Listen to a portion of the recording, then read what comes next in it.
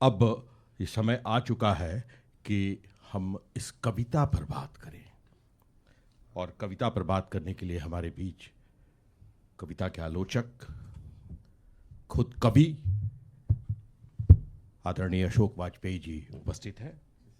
मैं तो इतना ही कहूँगा कि गुलों में रंग भरे बादे नौबहार चले, चले भी आओ कि गुलशन का कारोबार चले। आदरणीय वाजपेयी जी।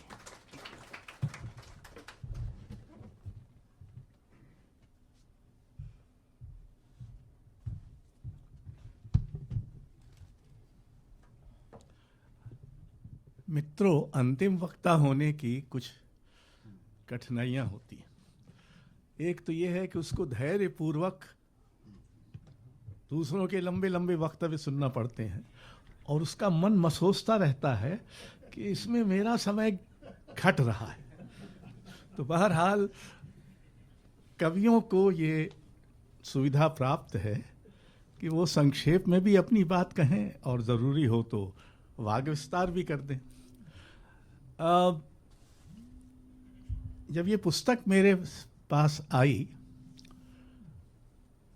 तो अब मैं उन धवल केशियों में से हूँ जिनके पास हर डाक में एक न एक कविता पुस्तक आती है।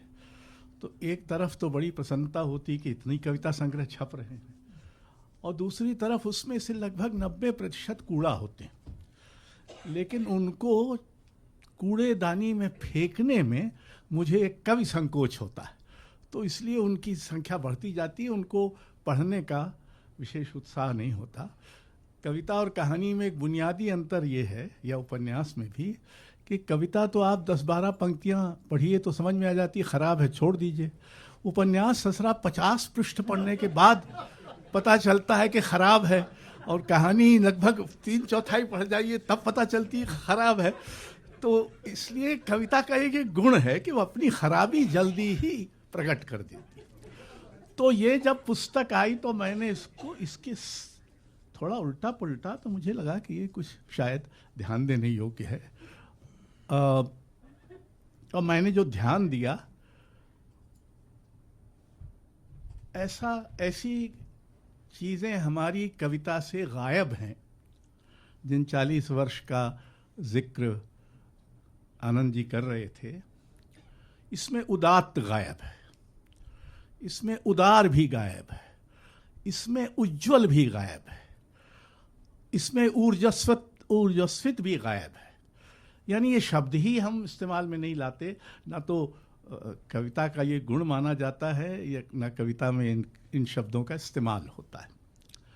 तो अव्वल तो मुझे सबसे अच्छी बात ये लगी कि कम से कम एक कवि ने उदात्त का, उज्ज्वलता का और ऊर्जस्विता का पुनर्वास करने की चेष्टा की है, जो ये कविता है। अब इसके इतनी लंबी कविता लिखी है तो बहुत कठिनाई होती है। मतलब हम लोग जो छोटी कविता लिखते हैं, वो उसका एक बड़ा कारण ये है कि हमारे पास कोई बहुत बड़ी दृष्टि भी नहीं होती। छुट भइये हैं सो छुट भई दृष्टि होती है, और छोटी कविता से काम चल जाता है। तो बहुत हुआ, जब लंबी होने लगती है तो फिर मन में संकोच होता है, खुदा जाने ये ठीक बैठेगी कि नहीं बैठेगी। अब इतनी 500 कितने पृष्ठ हैं इसमें?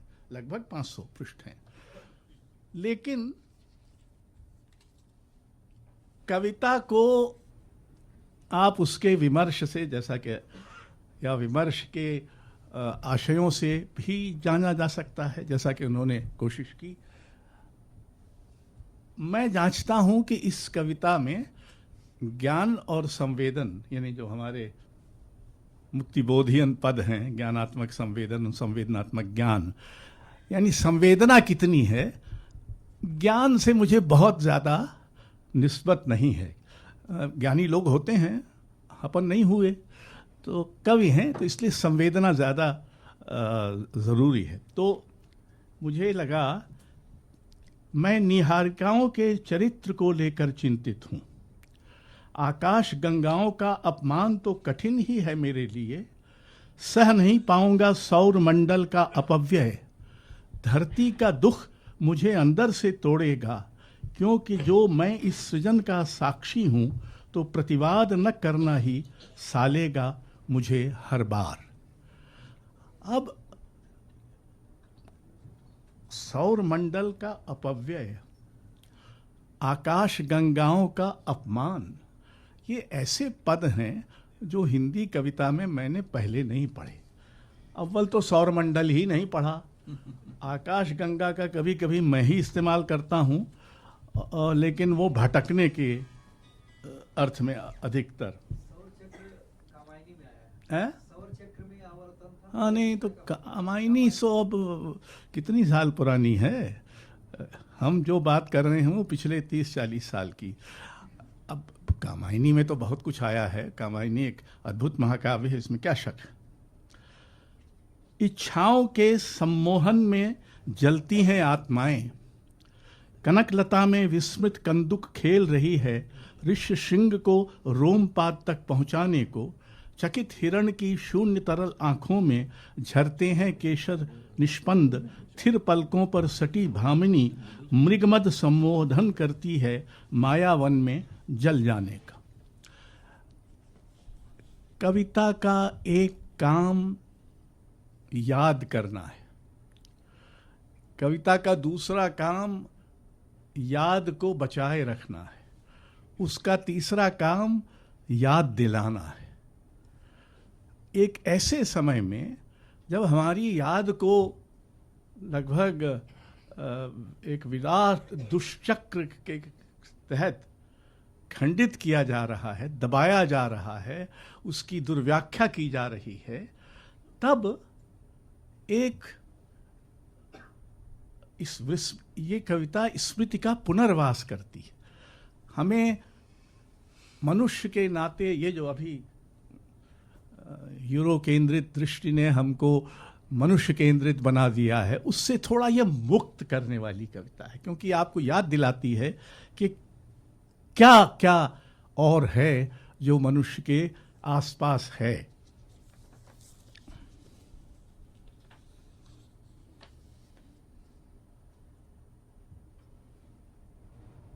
मुझे याद आता है अज्ञे जी की एक लंबी कविता श्रृंखला छपी थी, चक्रांत शिला।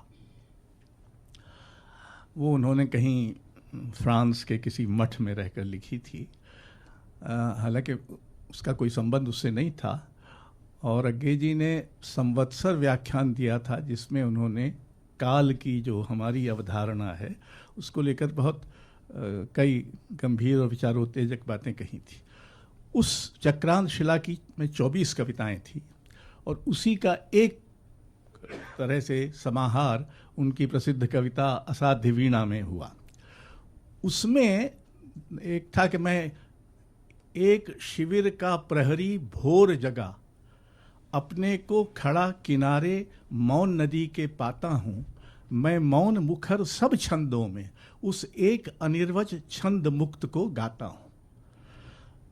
तो उस समय अज्ञे जी पर बड़े हमले हुए, ये तो प्रतिक्रियावादी है, ये मतलब तो एक ऐसे समय में जहाँ अब हमको लगता है कि आज, हालांकि रेडिकल होने से मना किया है अभय कुमार जी ने, तो उनकी हर बात का हम थोड़ी पालन करेंगे, हम भी अपना रास्ता अलग खोजेंगे।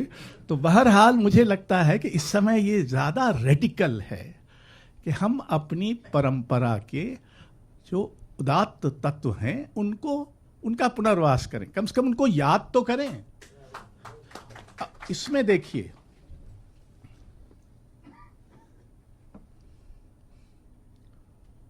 वृद्ध श्रवा कहता है, उड़ती हुई चिड़ियों के पदचाप पड़ते नहीं हैं गगन में, खुले पंखों वाले तिरते हैं अपने अनुभव के बल से सर्वथा, अपने ही पथ पर अलग अलग जीवन विहंगम, बस जीवन का सूत्र भी यही है, कैद किया है हमने उसे अपनी मूढ़ताओं के विपर्य में, इसीलिए नहीं खिल सके हैं समूह जन।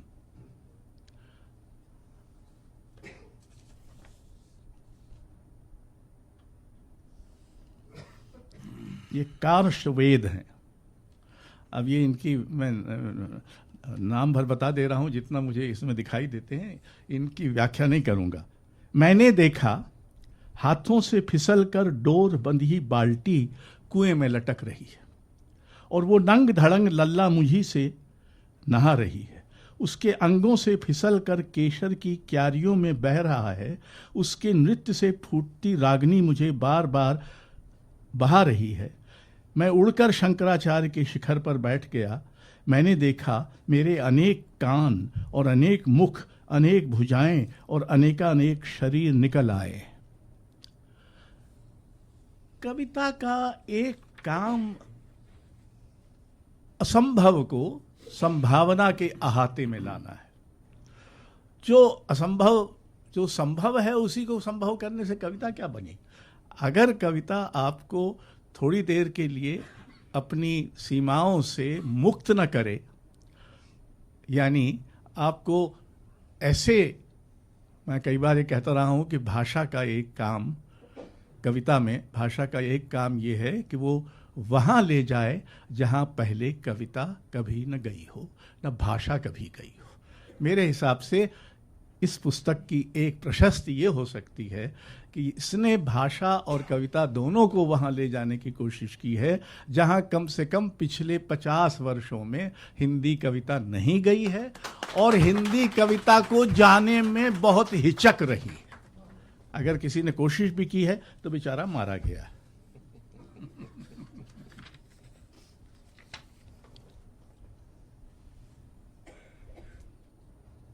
मैं तमिस्र की गंदी दलदली भूमि में भटका किया।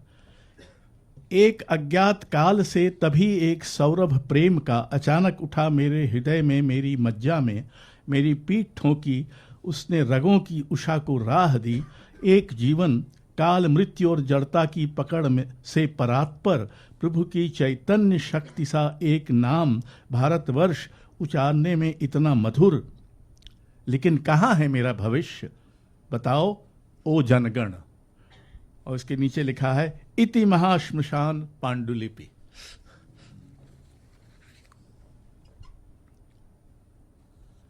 हर अनाम पत्ती को हक है लहरने का, फूलों को भी चांदनी बिछाने का हक है।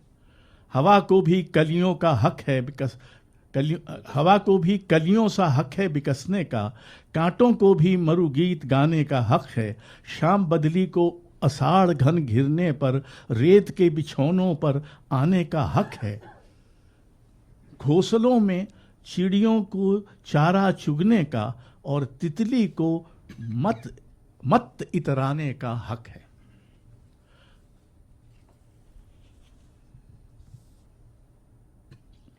अलाउद्दीन। हम न किरण हैं न किरण के पथ हैं, हम तो एक जड़ अंधकार के सजीले रथ हैं।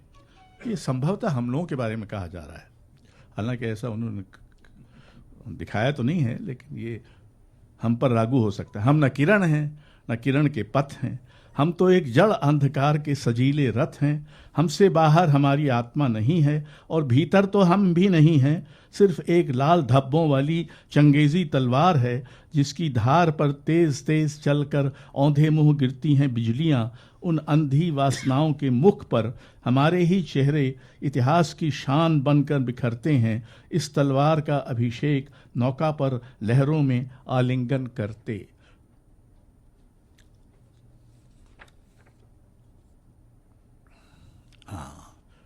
यहाँ पंडित और ज्ञानियों क्या कुछ मतलब मजम्मत की गई है।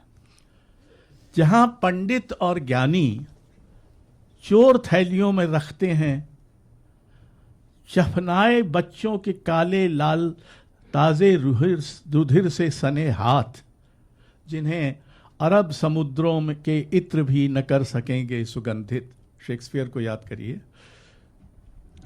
अधनंगी विषकन्याएं धसा देती हैं नील विषदंत।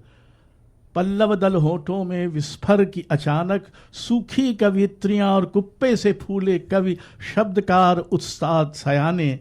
दीपते चमचम राजाओं के उधार पान के बीड़े चबाते। पहने वस्त्र पहने छिपे हैं घात लगाए, मंगनी के मखमल सुकंठ में लपेटे, राजतंत्रों के पैशाची सींग शीश पर पहने, चोरों की धाती में पूरे कानों में धोखों की बालियां, दिखावों के झुमके, नाक में षड्यंत्रों की नथुनी झुलाती खेलती हो तुम मर्जीना, शरारत भरी आंखों से खंजर भोंकोगी कब। मुक्तिबोध याद आते हैं और उन्होंने कहा कि उनका मुक्तिबोध का भी प्रभाव रहा है। एक बात और मैं कहना चाहूंगा कि तत्सम का हिंदी से जो लोप है, लगभग लोप है, उसने हिंदी की एक बड़ी संपदा को हमारी भाषा से वंचित कर दिया। यानी तत्सम से के दो, एक तो उससे हमारी जो जातीय स्मृति है वो उद्बुद्ध होती है, और अगर आप तत्सम को गायब कर दें या उसका बहुत ही कम उपयोग करें, इसमें तत्सम और तद्भव दोनों का बहुत सुघर उपयोग है और बहुत कल्पनाशील उपयोग है। इधर उधर जहाँ ऐसी कई क्रियाएं हैं जो मुझे पता नहीं, मैं जानता नहीं हूँ, क्योंकि वो बोलियों से आई हैं और उनको ऐसे गूंथ दिया गया है कि वहाँ बिल्कुल ठीक लगती हैं, हालांकि उनका ठीक मतलब क्या है ये मुझे नहीं। आखिरी, तुमने पिया है नदियों से जल और फूटते झरनों से झरते जल समुदय को देखा है बार बार, तब भी अंजलि सौंदर्य विभोत महाचेतना की खाली रहती है, रूप सद्गुण की विकल सी अचंभित। दिवा स्वप्न देखते एकांत गर्मियों की लू से छिपकर भीतर संजोते रहे हो, दिव्यता के कोमल खरगोश का रोमिल स्पर्श। इंद्रधनुष को चाहते रहे हो खेलते देखना, उज्ज्वल जल स्फुलिंग से चाहते रहे हो कि बादल झुककर जैसे किसी सामान्य जन को नमस्ते कर दें। ब्रह्मांड व्यापी मरुद्रण अपनी उच्छ्वासों से वातानुकूलित करते रहें धरती को। अब इस छोटे से अंश में समुदय और मरुद्रण, ये दो अपेक्षाकृत बिरले तत्सम हैं जिनका कविता में उपयोग किया गया है। जैसा मैंने कहा, एक ऐसे समय में जब हमारी जातीय स्मृति को विकृत और दूषित किया जा रहा है और हम पर एक कल्पित स्मृति लादी जा रही है, ये पुस्तक उस स्मृति का पुनर्वास भी करती है और जैसा अभय जी कह रहे थे, वो उस पूरे आवर्त का एक तरह से प्रतिकार भी करती है। अब मैं आपसे ये जानना चाहता हूँ, एक कवि इससे ज़्यादा भला और क्या कर सकता है?